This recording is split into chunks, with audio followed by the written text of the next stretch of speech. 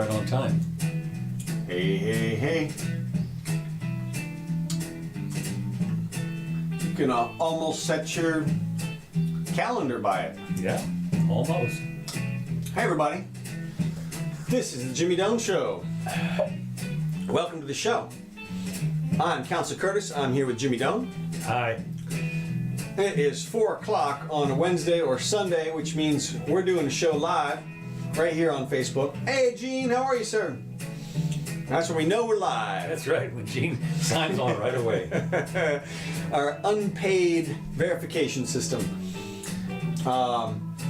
So, today is the third day of Abril, and I will post a timestamp copy with all the subjects separated out by their individual times on our show up in just a few hours on YouTube, and find us on iTunes as well. So, what's happening, Dr. J? All right, well, there's a couple little notes before we get started. Okay. Mick Jagger's supposed to undergo heart surgery, canceled his. Say it isn't so. It's true, and it's interesting because I found out since this was originally came to my attention, apparently it's fairly serious heart surgery. I mean, 75. Yeah, right, at 75, and he's claiming that he's going to be back on tour by the summertime. And the people all the comments said, yeah, well, no. No, it may take a year or 2 years before he can fully recover. Well, as you know, different people recover differently. Right, but he's in good shape for one. Yeah, so that makes a huge interesting difference. because Keith Richards, who has a life of depravity, he's not. Why is he still alive? I don't know. He drinks cat blood or something. Yeah, something. He is crazy. 19 lives. Yeah. So anyway, I'm calling BS on this summer for the tour. I wouldn't be surprised if they got a transplant from Keith because he's got extra valves to spare. Yeah, something. Yeah, I don't know. And also, one other little thing that is of interest to all you people, and that is Bitcoin. Mm-hmm. Jumped 20%, went up to over 5,000 for temporarily. And it's interesting, it settled around 4,800, but this is the biggest price rise in a while. And I was one of those people that thought Bitcoin was going to tank. I mean, my advice had been, wait. Now, it did tank from 20,000. Yeah. But still.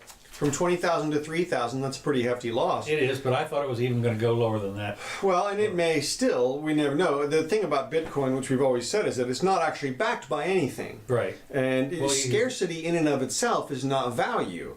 And so it has an ethereal value just like all the regular currencies. Like the Ethereum. Like Ethereum. Yeah. I mean, it's called Ethereum. It's called Ethereum for a reason. And I don't think any of the cryptocurrencies are backed by anything solid. I had heard at one point there was going to be one called Orbit, which was going to be backed by gold. But I never saw it materialize, and that's what something like that would do it. If they would attach something, if they would make it a contract for something of actual value. You can do that with real gold, though. You don't have to be crypto. You can. No. Well, I know. You can actually go onto the futures market and get yourself a contract. Well, right. I mean, I'm just saying they've made the trading of these cryptocurrencies very easy, and it's very convenient to shift money around. Well, they did say that the price moves of smaller coins tend to be correlated with Bitcoin, but they only went up about 10%. It depends on which ones. Litecoin went up 40%. Did it? Yeah. Okay. Well, then what do I know? I mean, you have a coin? You have a piece of one? I'm almost out of the market, unfortunately, on all that stuff. I have $50 left in it or something, but not much. No. And I bet on Litecoin when it was at 150, and it promptly went to 50, and then back down, and then down to 30, and so now it was up to 80. But what's neat about it is you can transfer them in and out of your phone, super easy. You can keep them in digital wallets. It's nice. Except when your disc goes belly up like mine did. Oh, when your disc, yeah. If that happens, that's bad. Yeah, but I think Coinbase may be stored. That's the one that I know. Coinbase. Well, the problem was I had a bunch of it on Mount Gox. Right. Or God, whatever. Mount Gox, yeah, they got raided. They got raided and it all closed down. I still get little notices in Japanese from them because they're being sued, so they still... Well, it would be nice if they could sort of recover those for you somehow in the blockchain, which is possible. I guess. If enough people's value depended on your coins having value still. It's been a great little thing. I recommend people dabble in it, but I would suggest that as the cryptocurrency regains value, it's not a good sign for the market overall. No, I suppose not. It's it's one of these things. Correlation is not causation, or something like that. So you always got to. And the cryptocurrency market still overall is, I think, less than a $200 billion market. It's tiny, but still, it's interesting. Yeah. So. Okay, moving along to today's stuff, which I thought was kind of interesting. Now, let me preface this by saying I'm re-binging on West Wing. You just finished it. I thought we were done. No, I'm started again on season 1, which was written in 1999. Okay. And here's a headline from today, not on West Wing. I'm going to relate this in just a second. Okay. McConnell to Trump: we are not repealing and replacing Obamacare. Okay. So what's happened is Trump said we're going to make, and he answered to Pelosi and the crowd that are making health care a big thing. He did that for a day or two, and then finally McConnell must have called him up and said, no, we're not going to do it till after the election, which is a year and a half from now. Right. We're not even going to touch it. So Trump has backed off completely and gone back to the border business. Okay. But I thought it was interesting. Senate Majority Leader Mitch McConnell told President Trump in his conversation that the Senate will not be moving towards comprehensive health care legislation before the 2020 election. Now, what's interesting is West Wing, season 1, about episode 13 or 14. It's about health care, and it is mirror of what's happening today. 20 years ago, I forget which one it is, because there's a couple of them right in a row here that could have been written today. Mm-hmm. Unbelievable. 20 years ago, and the reason I got caught on it was because I'm reading the newspaper, and then I'm watching a little bit of West Wing, and I'm going, whoa, wait, this can't be, and it just blew me away. So anyway, they wanted to have one of the hoots on there was that Josh Lyman had taken over as press secretary for what's her name was out with a store. Tooth or something in West Wing. This is and he blew it because he indicated that the president. We have a secret plan. Secret plan, right? A secret I remember plan. that one. Oh my God! Yeah, it was I remember the hysterical. president saying, "Unless she's bleeding from the head, I don't want you doing the press conference." That's right. Because he totally blew it, and they nailed him. I mean, he obviously, he said, "Oh, well, I've got a, the president's got a plan. I've been to Yale and Harvard, and I know what I'm talking about." Yeah. And of course, he completely blew it.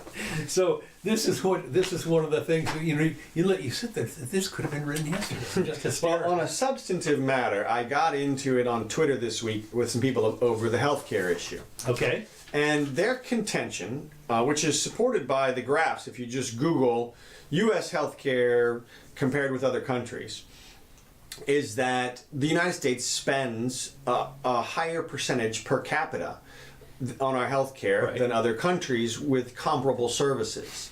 And they try to downplay the results of our services, but if you read between the lines in the articles that I read, it's easy to see that our outcomes are all over the place, depending on the type of care that you have. Really? We have good outcomes. We have very good outcomes for things like cancer, and there you go. Lung transplant. Lung transplant, stuff like that. Coming up on 6 years. But we have other services that are not so good.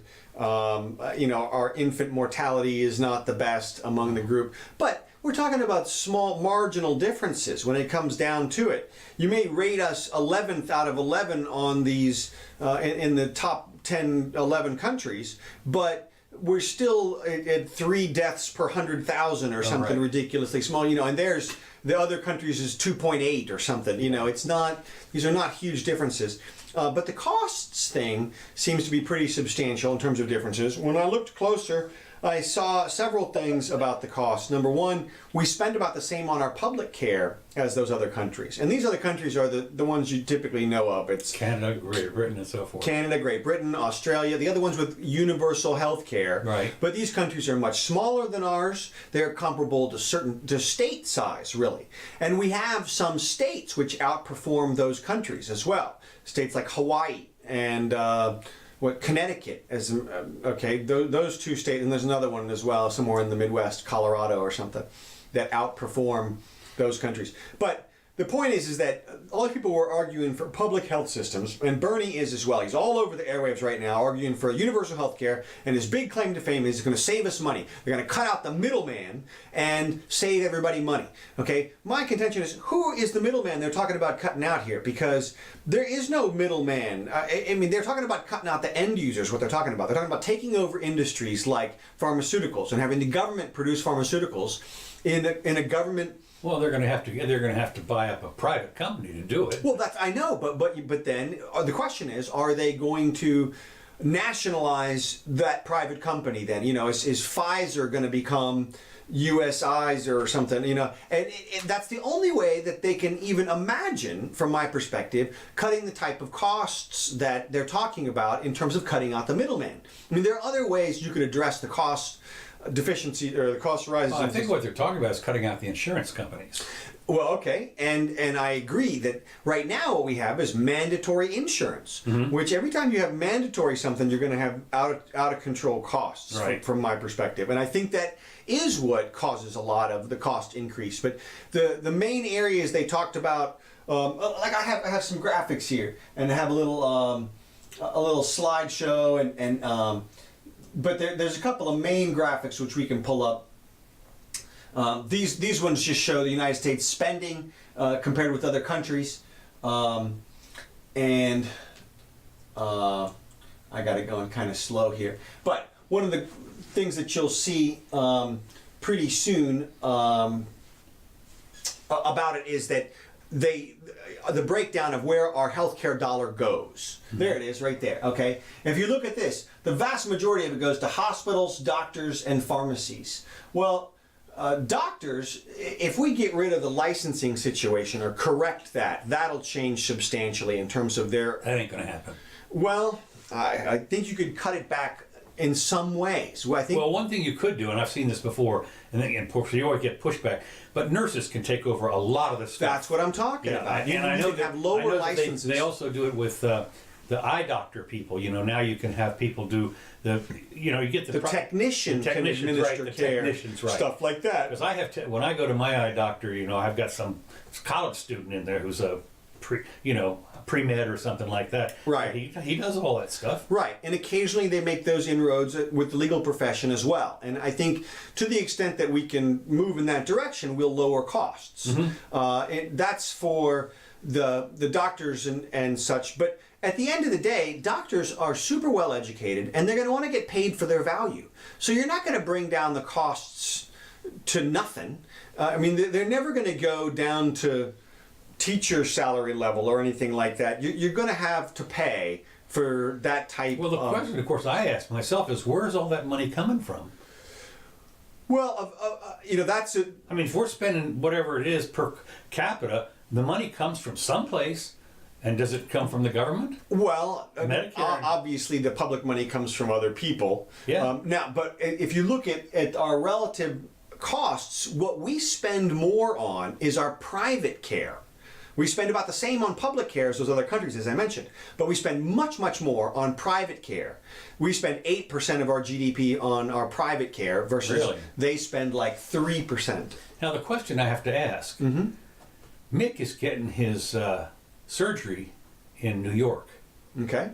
So, but now he's a Brit. Now, so what was wrong with his universal health care system in the UK? Well, and of course that's anecdotal. We don't know. My guess is obviously that he's got more confidence in the specialists over here. Oh, I'm not sure. I mean, obviously, he's here's a guy who's got filthy rich amount of money. Right. He can choose anywhere. Choose anywhere, right. Right. So, but we want it to be like that. I mean, from my perspective, I really don't like the universal health care aspect because I think it's going to crowd out all the private systems. Right. I think we could make cost savings in other areas, like, for example, another area we spend twice as much as other countries, you'll see a graph on here, is drugs. But I think it's for two reasons. Number one, because we have a lot of sort of prescription is sort of rampant around here. You God knows I take 12 pills a day. there's a lot of people who take a lot of stuff. I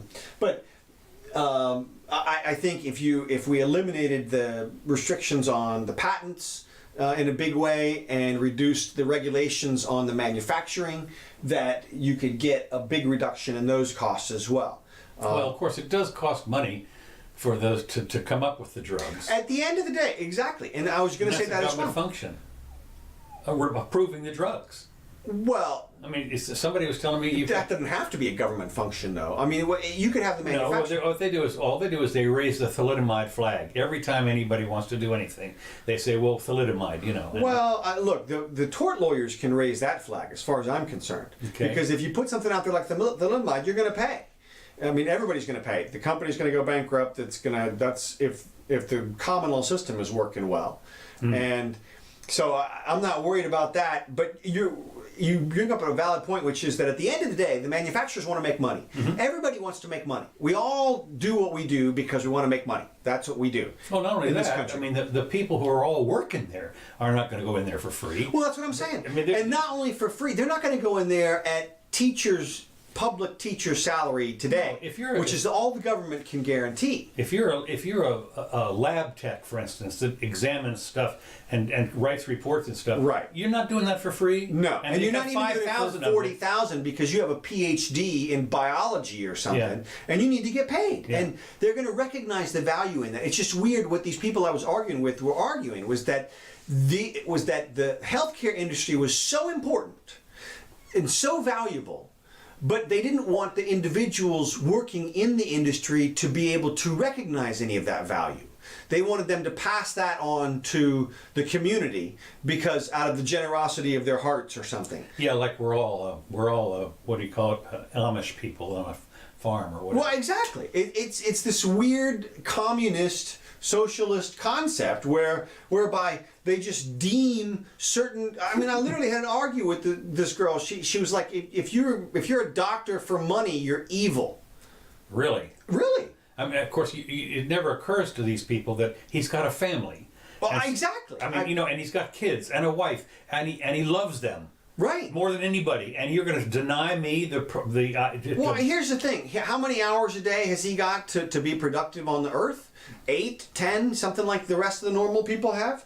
And so what are you going to say? That he can't realize the best bargain for his wages, no matter what he's done, because you think that his job is so valuable that he shouldn't be able to charge more than some random amount? It's just this weird sentiment in people's head that they're putting the medical profession into this category. They think they can socialize 1/6 of our economy, and everybody's just going to sort of lull into this twilight zone, sort of, okay, I'll just go to work for $40,000 here, and because out of the goodness of my heart, because I'm working in the healthcare field. Meanwhile, you have the same exact situation with education, and yet people decry the salary of teachers all the time, and yet they want the system to be public. It's like those two things do not go hand in hand. You have to let the profits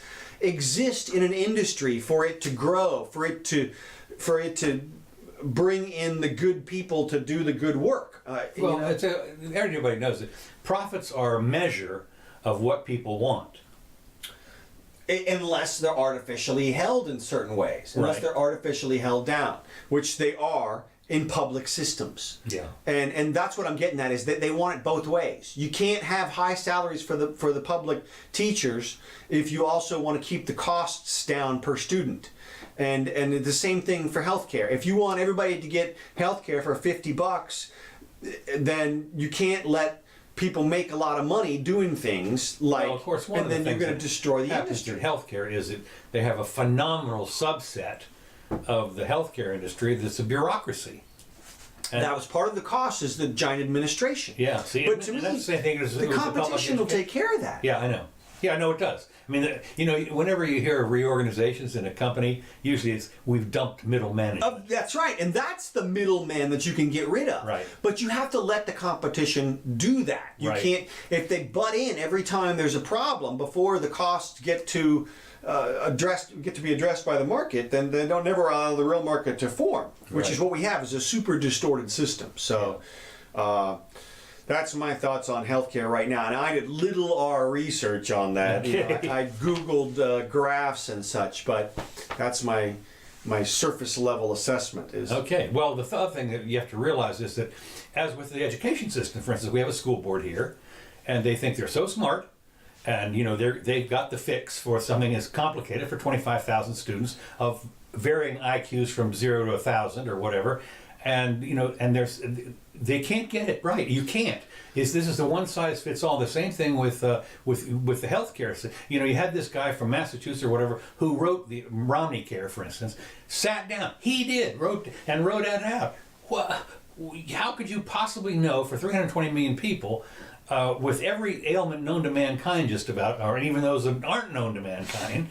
I think what you're describing there are economies of scale and diseconomies of scale. Right. And you know, we will recognize the economies of scale. You get better purchasing power, sure, you're going to be able to get the drugs cheaper or something, but marginally you'll get some advantages. But there are also diseconomies of scale, and that is flexibility. You know, you have a company like Walmart, which obviously benefits from being super big, but then you have companies like Dollar Store, which can compete with Walmart Right. because they're super flexible. Right. And so without that sort of without competition, I think you're gonna destroy the service, and you're gonna inflate the costs. Well, the simple rule of thumb is competition breeds the best value. Essentially the lowest cost product or the best value product, and the always.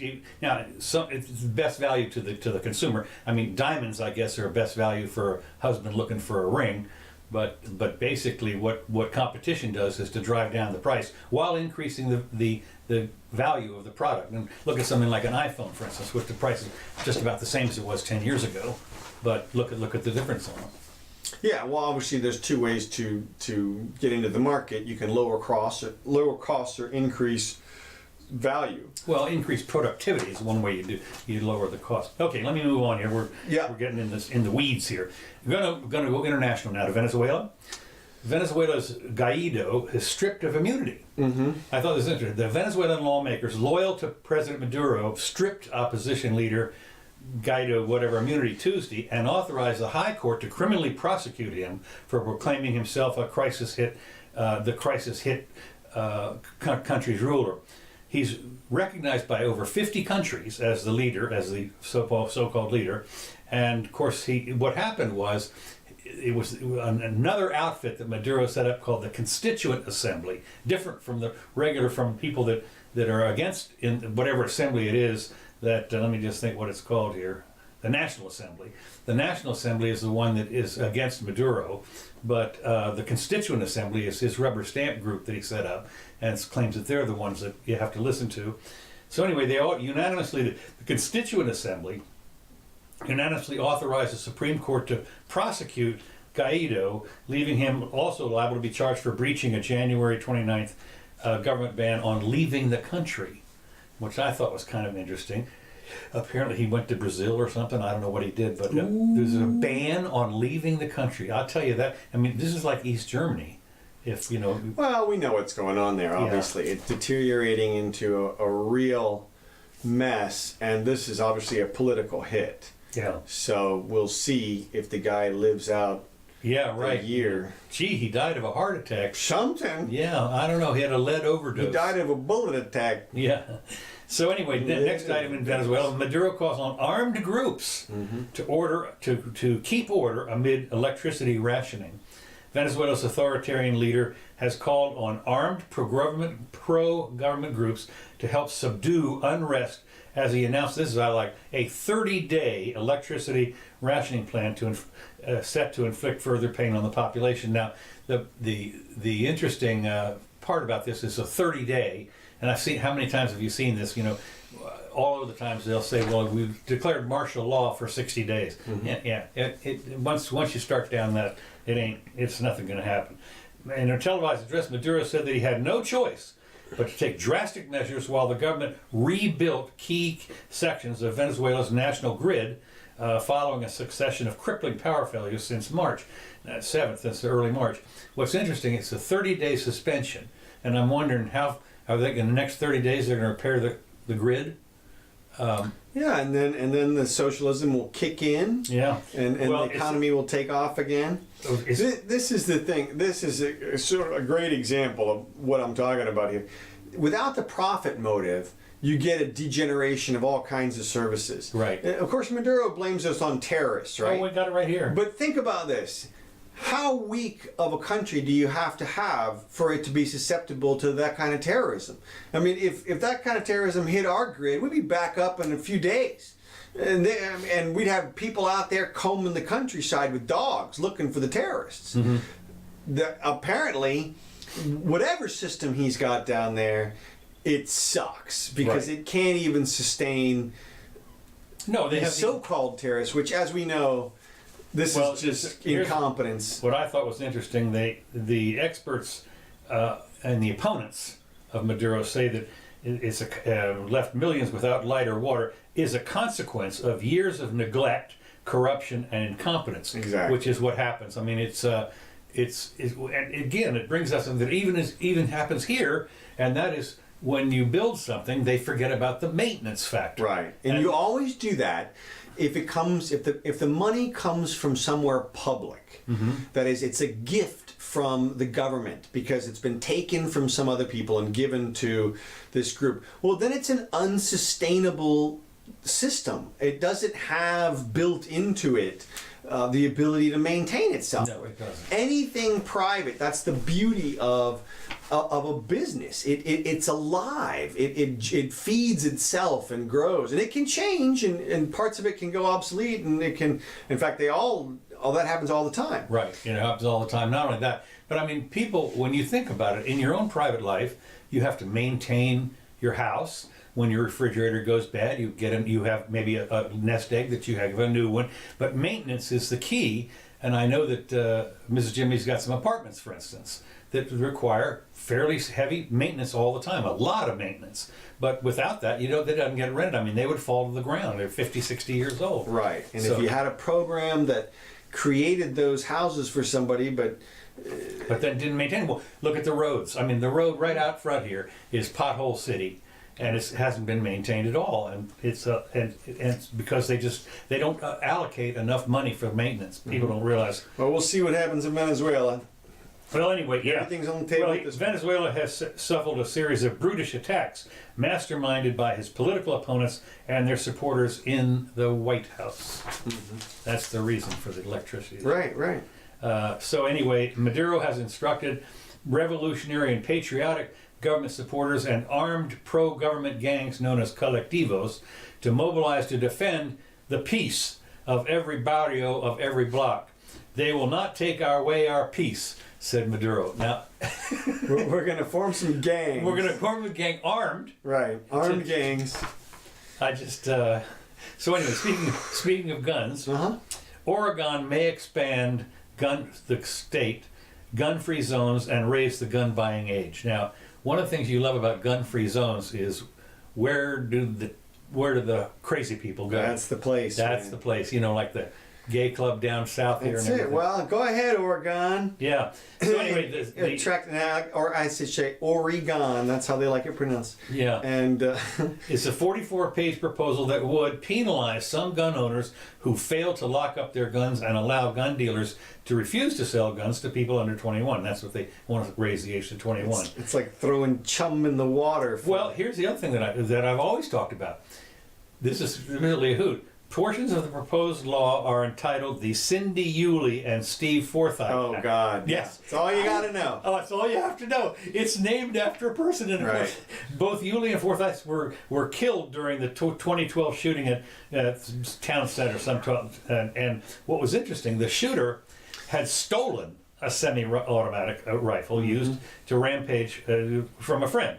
Relatives of both Yulee and Forsyth have testified multiple times in the state capitol for stricter gun laws. So what I just say right off the bat, any law that's named after people has got to be an emotional law, 100% emotional, no rationality. Yeah, because otherwise you would call it the thing that it's designed to prevent. Right, exactly. And the problem, the reason they can't do that is because we already have laws on the books for whatever it is they're trying to prevent. And of course, it was stolen gun, you know. Right. I mean, it is... It's just further imposition. It's like locking people in their house and saying, "Hey, we're protecting you." Yeah, that's what they did in the Boston Marathon thing.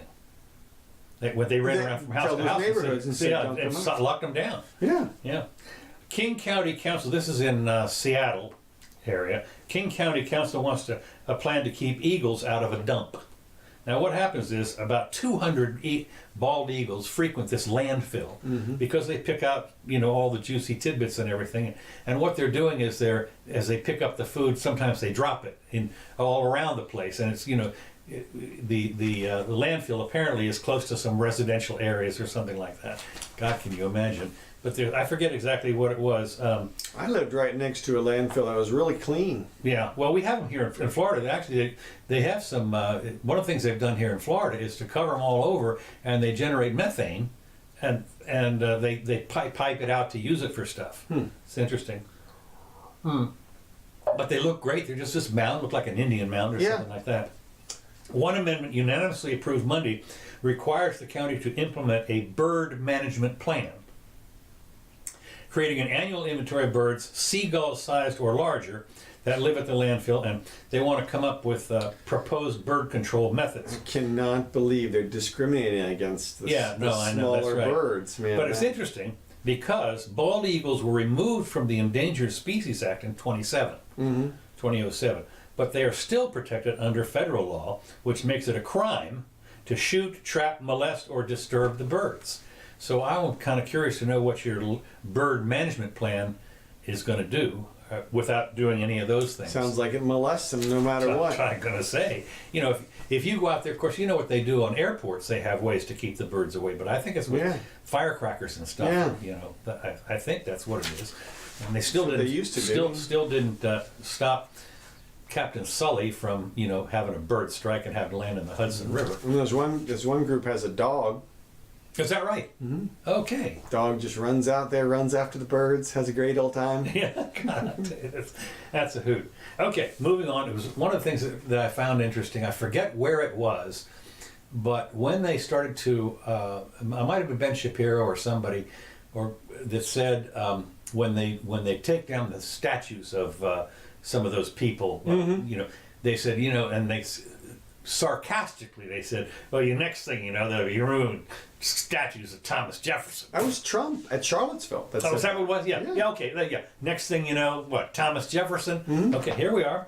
Hofstra University students demand the removal of Thomas Jefferson statue.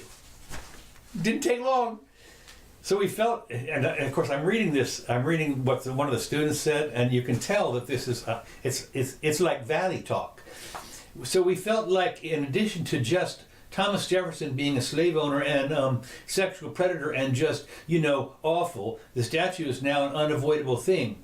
It just doesn't have a place, I think, on any college campus. Like, there's just no reason to, immortalize people who, well, he sounds like he's getting a great education. Yeah, right, in Hofstra, right. So anyway, the university is one of the people in the university posted something that said that the university is wasting let's see, post comment. Yeah, said the university is wasting resources by hiring a chief diversity and inclusion officer. Well, now you want to know why education is expensive? What does this guy get paid? $100,000. Yeah, right.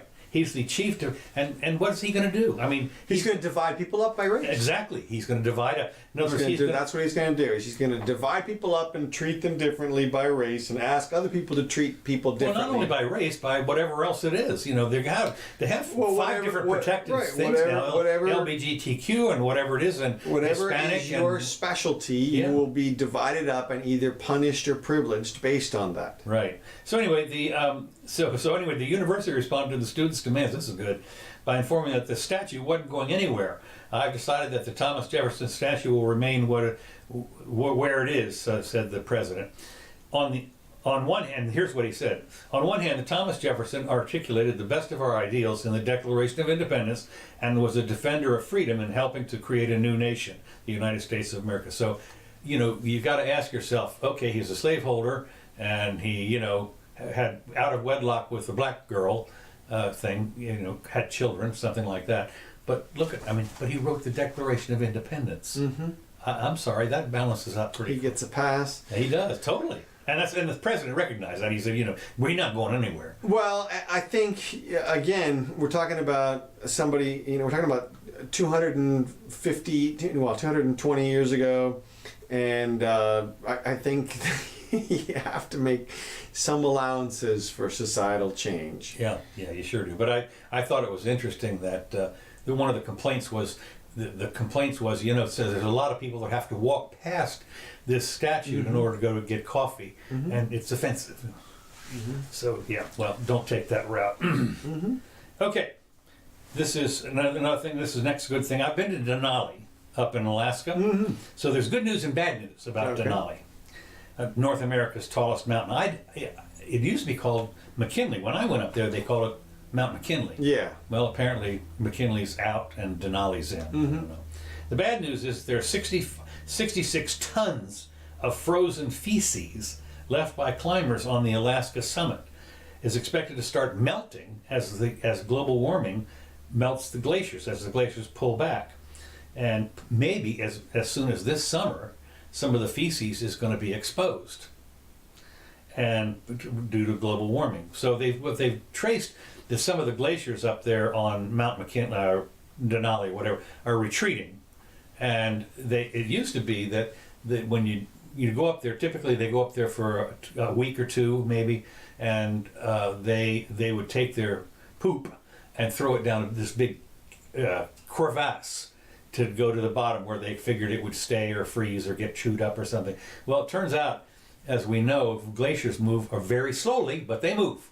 And so apparently as the bottom of this crevasse moves south, it's going to expose a lot of this stuff. And there's, you know, what do you do?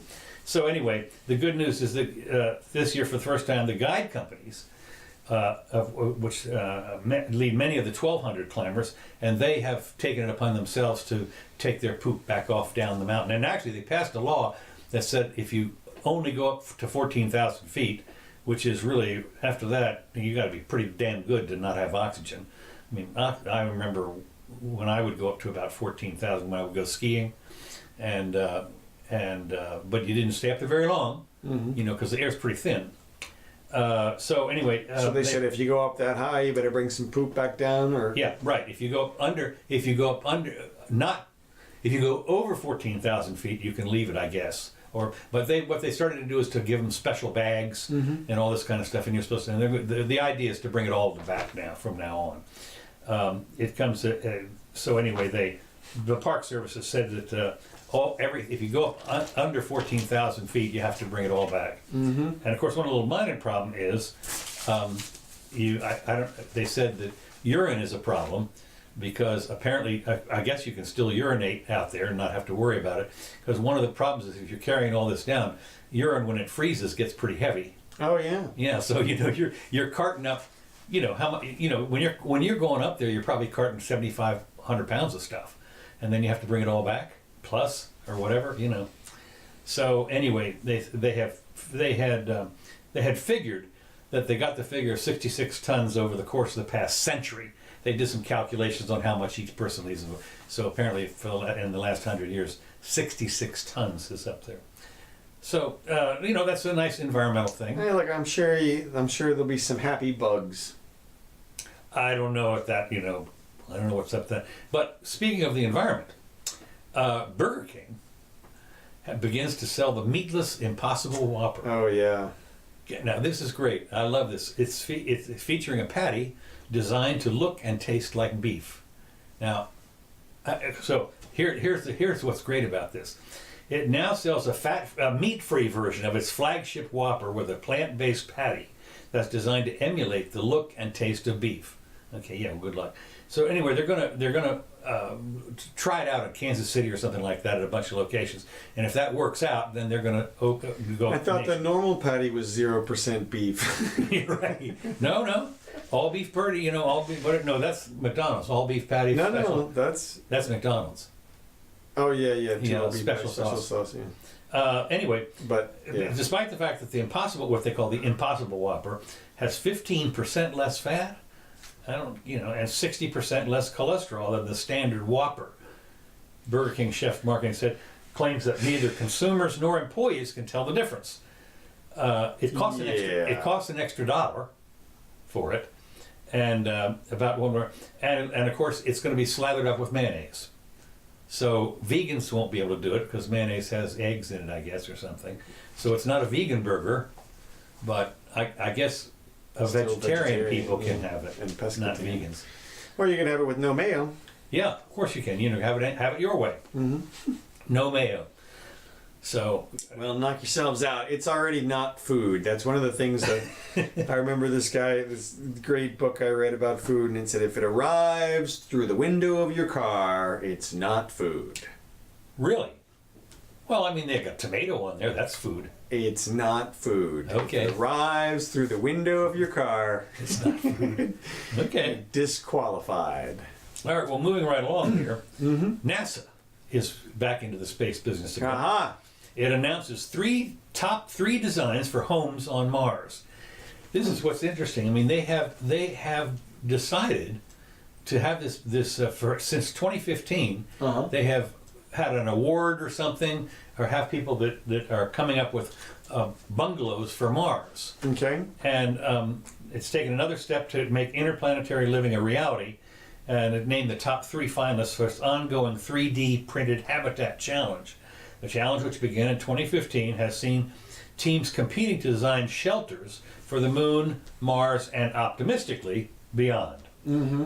For the fourth level, third phase of the competition, 11 teams were asked to create full-scale renderings of their designs using modeling software and short videos to explain their choice. So they evaluated for whatever they had to do and so forth. But I thought what they're planning on doing, I think, is to start out by sending 3D printers to Mars. 3D printers for what? For the habitats. Oh, okay. They're going to build them up there. Yeah, I think that's the idea. That's what I'm guessing. Okay. You're going to put. You're good. I was trying to put you on the moon real quick. Okay. Uh-huh. Why am I? Yeah, I'm outside the thing there. No problem. Hold on. Yeah, that's it. I can't breathe. Hold on. I'll get you in the spacesuit here. Whoops. Okay. There you go. Great. Perfect. Yeah. Thank you so much. Yeah. Okay. So what else we got? Okay, notice my hand is not in the space. Yeah, it is. It's right in there. Yeah, See, it's it's right in inside. there. Okay, good. All right. Next item. Mhm. We're going to go international now to Okay. Turkey. Okay. U.S. halts F-35 equipment to Turkey, and because it protests what Russia is buying missiles from. I mean, Turkey is buying missile defense systems, land-to-air missile defense systems from Russia. Mm-hmm. The United States has halted delivery of equipment related to the stealthy F-35 fighter aircraft to Turkey, marking the first concrete U.S. step to block delivery of the jet to a NATO ally. And I don't understand why those people are an ally. Erdogan hates us. Mm-hmm. And so in light of Ankara's planned purchase of a Russian missile system. So it's kind of interesting that they're going to buy an anti-aircraft missile system from Russia, and then they're going to buy the aircraft from us, supposedly. And you kind of wonder. Well, why not? Yeah. Why not? What I'm putting up here is a list of foreign aid that's given out by the United States. It shows the leading countries we give foreign aid to and what we give it for at different times. This graph's 2016. There's a couple other graphs from different years, but you can see a little bit of variation. But you were talking about Egypt right then? Mm-hmm. So $1.5 billion Right. in this graph that we give to Egypt, and that's just an enormous sum if you ask me. But I guess we do it to sort of maintain, I don't know, to help maintain the regime or something. We do it all the time. Yeah. You know, I mean, it doesn't matter how almost to what extent they're a tyrannical regime, but we're going to send them money. You know, 800 million to Pakistan. What Yeah. are we doing? We're giving $1 billion to Pakistan for? You know, and of course there's part of it that's, you know, they're nuke, right? Yeah. I mean, they're nuclear power. Yeah. Well. Yeah. I mean, I guess again it must be to prop up the regime. 630 million to Kenya, 600 million to Nigeria. Now I put these up because we had Trump this week threaten to or cut aid to some Central American, to 3 Mexican countries. Three Mexican countries, yeah. That was funny. That's right. So. And of course it was El Salvador, Guatemala, and Honduras, which we give collectively about $600 million. Okay. I think it's, this graph shows it real well down here. Whoops. If I can get it right. Honduras, 400, let's see, 4.3 million, what is that? This is something else. This one has it, right? We give away a lot of money, but actually, it's but it's not very much. No, it's not. Out of a countries. $4.5 trillion budget, it really isn't very much. Well, but I mean, still, look, I think it does more damage myself. I mean, it's like welfare. You know, well, it'd be interesting to know who gets the money. Actually, well, you know who gets the money. the regime, I would imagine. Right, of course they do. Yeah. I mean, you can't just go in there and with a suitcase full of dollar bills. Hand it out on the streets. And to hand it people, out on the so- street. Yeah, no. You give it to their government. You give it to the tribal. You're not even tribal giving it to chief. right. You're not even giving it to the Red Cross of El Salvador or anything. You're giving it to the man. Yeah. There. And Yeah, well, when you look at these other countries, we give so much to these other countries here. Where does Iraq get all our money for? Why don't we give them that? Yeah, 3.7 billion. Now this one doesn't have that much to Iraq. This is That's foreign aid 2015. requests from 2015. This is more indicative of a normal payouts. I think that Iraq payout was during our war situation, and then of course this is foreign economic aid is 1% of our total budget, but it's still interesting. Well, $1 billion here, $1 billion there, it adds up to real money after a while. Yeah, and yeah. All right, well, I'm going to move along. Go ahead. And this is all about Turkey. Okay. Istanbul cliffhanger caps historic vote as Erdogan won't concede. Now, apparently what happened, Turkey's biggest cities turned against Erdogan for the first time since 1994. I didn't realize he'd been in that long. A stinging rejection at the ballot box that looks likely to end his rule. Whoops. Yeah, whoops. And of course, it's the municipal election He threw upended by a hundreds raging of recession and a recent run on the currency. Apparently, Yeah. So Erdogan's ruling bloc has largely stood its course, but not anymore apparently. But hours after competing victory declarations in commercial hub Istanbul, the election board said the opposition candidate had inched ahead in official counting by 25,000 votes, and which I don't know how many that is out of the millions, but Erdogan is not conceding. So this is this is the guy who threw hundreds of people into freaking makeshift jails. right after the attempted coup, so to speak. Yeah, no, I mean this is the guy, but he's not conceding, which kind of you're sitting there looking at Turkey and Venezuela, and you're thinking, what are these people doing? They're screaming to hang on to power, and you wonder what's going to happen with Erdogan if in fact the election commission finally says no, your opposition guy, whoever it was, I can't even pronounce his name, Prime Minister Denali, whatever it is, acknowledged that he trails. No, the Prime Minister, Erdogan's Prime Minister said, our guys are losing by 25,000 votes against the leader, whatever it is. So the point being, at what point does somebody concede? And I guess we'll see. I guess we'll see. Maybe somebody's going to have a heart attack. Okay, now, in other presidential races, comedian, can't pronounce his name, in Ukraine. He has been on television as a comedian playing the president. Yes. On his comic show. Yes, and now he's a serious candidate. And now he's a serious candidate. Yeah. I mean, he ran ahead. He won the first round of the struggling country's presidential election and is set to face the incumbent in a runoff this month. I mean, this is hysterical. He has apparently been it's sort of like Saturday Night Live or something, with Alec Baldwin or whatever. Exactly. And he's playing the president, and he's winning. I love it. So anyway, I mean, I'm sure his policies are. In fact, I looked at his policies, I think, and they're what you would expect from a comedian. It's sort of a liberal Hollywood type of. Is that right? I believe so. Yeah.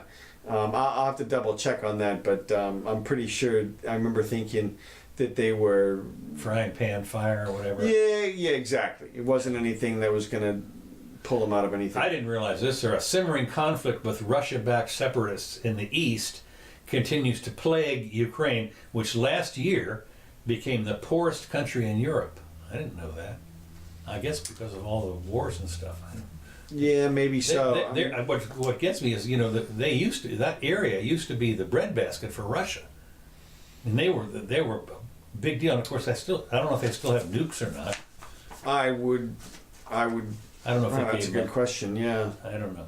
Okay. Yeah, well, obviously, it's a problem. It's got a little problem there with the rebels there. Yeah. Well, they're over in the east, and of course, they mostly speak Russian. So. Well, the separatists. Yeah. Yeah. And of course, Russia's got over in that eastern part, they got the base down there. Okay, now here's something that I don't know anything about. Okay. And that's Brexit. Oh, okay. It says UK lawmakers discuss halting Brexit after a petition hits 6 million. British lawmakers debated halting Brexit on Monday after 6 million signed a petition to revoke the process that set Britain on the course to leave the European Union. Britons voted to leave the European by 52 to 48 when it was, in 2016, 3 years ago. But the idea was to leave the Union on March 29th, which they didn't do. They've extended it, I think, to some other time. And according to Article 50 of EU's Lisbon Treaty. But May has failed on 3 occasions to pass her EU withdrawal agreement, forcing a delay until at least April 12th, which is like, another week or so. What's interesting is, I don't know what's interesting. What are they going to do? I mean, come the thing. Is this a hard exit, soft exit? Are they going to, this is so often governments get right up to the little end there and then do something, and I don't know what they're doing, That's what they do here in Florida. You're absolutely right. This is a very interesting situation because they took a vote to do something. Mm-hmm. They had parameters laid out, like you said. It was either going to be soft, hard, or somewhere in the middle. And they failed to do the soft. So the hard should have happened, but they postponed it. So we're in totally unprecedented territory here in terms of who is in charge of the regime, and it's going to be determined by personalities in the coming future. Because the people in Brussels don't want them to leave. Of course not. They want to maintain control. Right. So as we've talked about before, this is a very interesting situation. Are they going to extract themselves from a political situation into which they entangled themselves without any sort of military conflict? Are they going to be able to do it just by votes and saying... I don't understand how there could be a military conflict there. I don't either, but what I'm getting at is that we've never really had a situation where two countries have split without a military conflict. Usually you get some kind of revolution or some kind of... A couple of them have tried it. Right. Scotland tried it. Exactly. Yeah. But I don't think it's ever been done in recent memory that I can remember. Well, maybe when, Northern when the Ireland, USSR broke up, that was more somewhat voluntary. Yeah, right. Yeah, those countries all kind of formed. that's true. But not to be outdone, naked protesters stormed Parliament ahead of the Brexit vote. Sure. So that on their bodies, That'll get them. Yeah, no, that's right. On their bodies, slogans including "Climate Justice Act Now," "Eco Collapse," and "Stop Wasting Time." I didn't know which way to vote, but that naked man really. Yeah, right. No. So it's just interesting.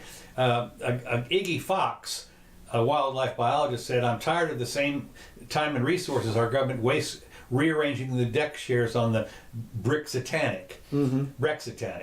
I want a future. Right now they're burning like there's no no tomorrow." But I saw a picture of them, and what they did is they can get into some place where there's a glass window that overlooks the Parliament, and they press up against it with their slogans. And so apparently they called in the cops and had a couple of them arrested. But anyway, so anyway, now this last couple of things I've got here, real quick. Amsterdam sex workers. Aha! Been waiting for this one. Okay. Take us there. You go. Okay, right. This is great. So the Amsterdam sex workers are angry at the red light district tours ban. Apparently, what happens? I didn't know this. You've been over there, right? Did you ever go on one of these tours around there? What? Yeah. What? Okay. I'm not saying nothing.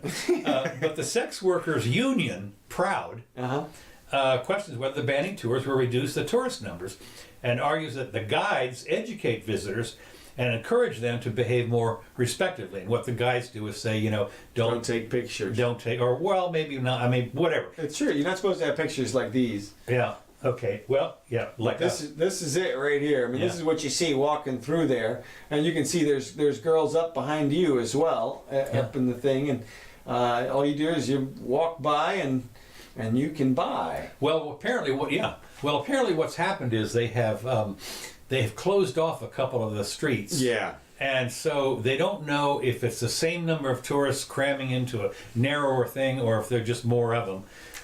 The idea that they're going to stop the tours, has really argued the sex workers. Well, I'll say this, and I've said this before. I've been there twice. Once in 1996 or 7, and another time in 2011, and the difference was striking. Really? Yeah. In 1996, they were doing a lot of renovation, expecting more of a tourist situation and sort of gearing up for that. But by 2011, the area had really deteriorated, and it was much nastier.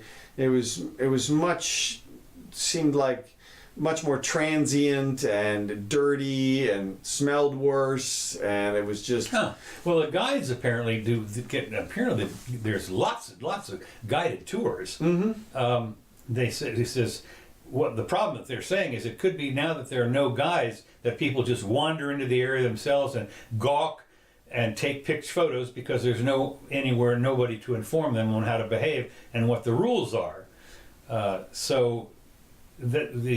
don't know if the guides have shut down. I do know that they have certain hours now apparently that. Yeah, that's what they've been doing. They've been messing with the district for a long time, and they've been trying to shrink it and change it and have people open over here at this time and then over here at that time, and just a bunch of interference with really what was otherwise a pretty decent and happy market for decades or centuries or whatever it is.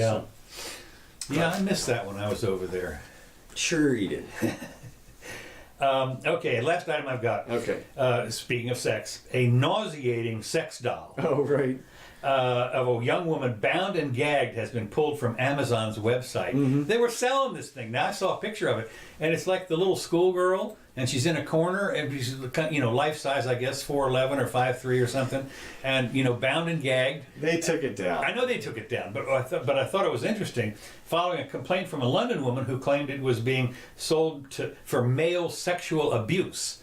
Well, I don't know if we call it abuse. I mean, who's being abused here? Well, right, and people have to, I think, recognize that this is a doll. It's a thing. It's an object, and you may think it encourages this some type of behavior, but it may discourage that type of behavior. Totally. It may allow those crazy pervert guys to get their frustrations out on the freaking doll, so they don't have to go out and do that to some person. Right. And so I from my perspective, it's too bad they can't have it. I can understand why. I mean, I wouldn't want it sold at my store.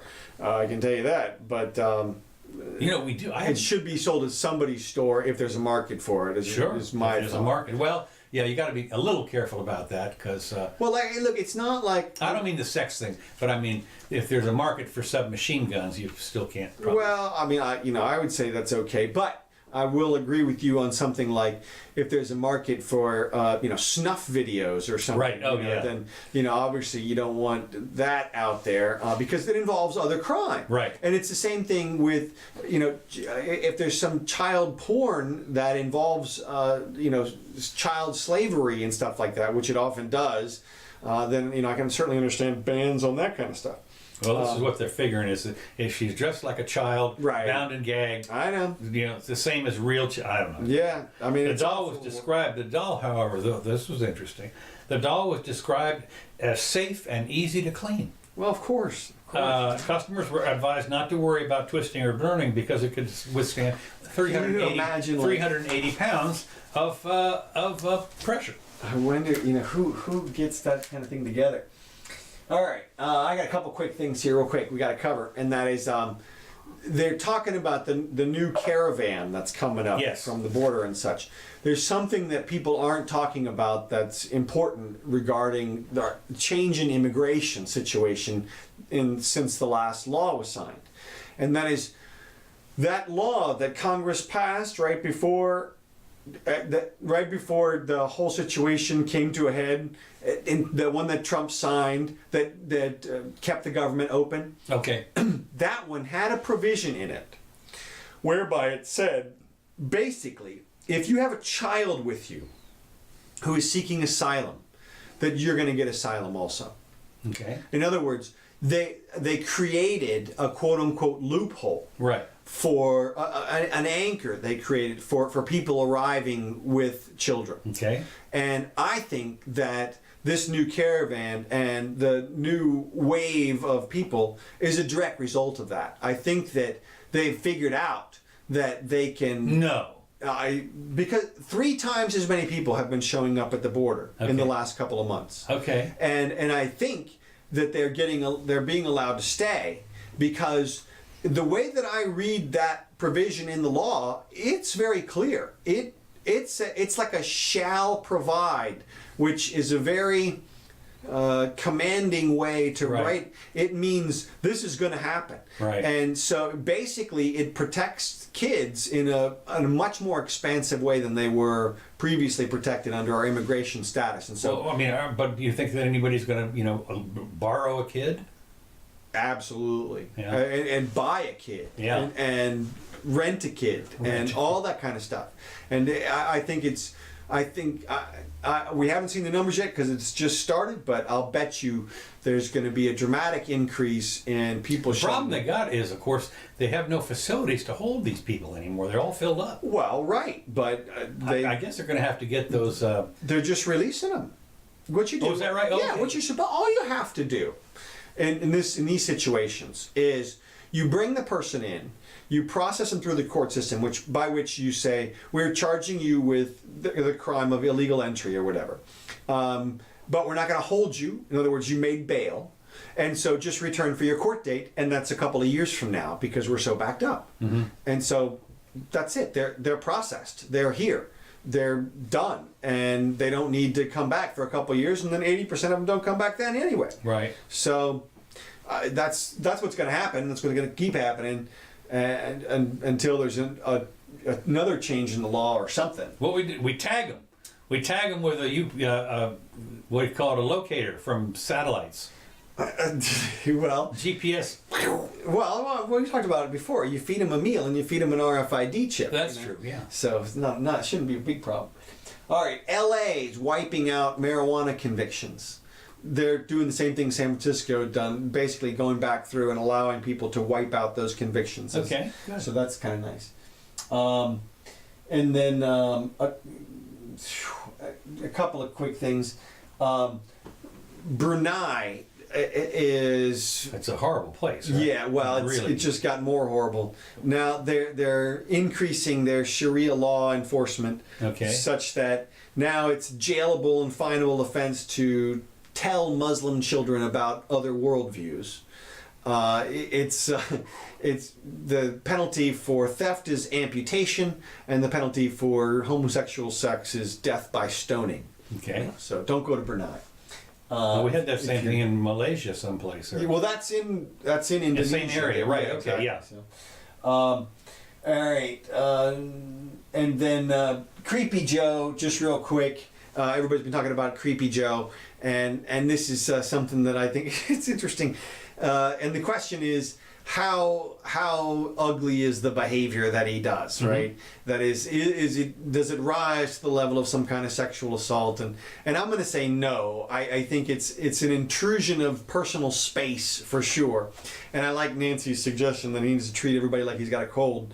But unless there's somebody who's complaining that he took this too far, that Well, there was one. Well, no. What I mean is that it led to something else. Oh, right. Okay. Yeah. Well, and as I say, it's been well known. I mean, everybody's been known it for 20 years. Right. We've known well, about and it. everybody knows there are people who are more handsy than other people. They are more touchy. And in fact, a bunch of people said this doesn't disqualify him from. Well, and those are people who are more comfortable with those types of people. Right. And a lot of people are like that. I know girls who don't like to be touched at all, man. You don't touch them at all. You don't even like reach out to freaking touch them on the arm. They'd be like, but. Well, is that a reflection on you? Or? Yeah, exactly. And then other people, get that all the time. I've been hit in the face several times. No, and then there are other people who like to hug and that kind of stuff, and they're all over you.